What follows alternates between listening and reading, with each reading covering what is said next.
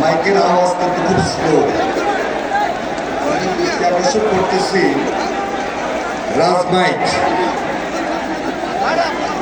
ভয়েসটা এই যে লাউড রাখবে। জনসভার মধ্যে যদি একটু লাউড স্পিকার না থাকে, যারা মাঠে আছেন তারা বক্তব্য শুনতে অসুবিধা হয়। আমাদের সম্মানিত সভাপতি, উপস্থিত বৃহত্তর নোয়াখালীর যারা ফেনী, লক্ষ্মীপুর এবং নোয়াখালী থেকে ত্রয়োদশ এই জাতীয় সংসদ নির্বাচনে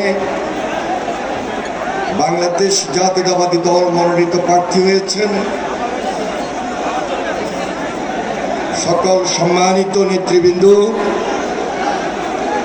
এবং মঞ্চে উপস্থিত কেন্দ্রীয় বিএনপি এবং অঙ্গ সংগঠন সমূহের নেতৃবৃন্দ, ফেনী জেলা বিএনপি এবং অঙ্গ সংগঠনের নেতৃবৃন্দ, আমার সামনে উপস্থিত আমাদের এই বৃহত্তর নোয়াখালীর যারা আজকে এই মিটিংয়ে যোগদান করেছেন এবং আশেপাশে উপস্থিত যারা শুনছেন এবং প্রিয় সাংবাদিক ভাইয়েরা, সবাইকে আমি আমাদের লক্ষ্মীপুর জেলা বিএনপির পক্ষ থেকে এবং আমার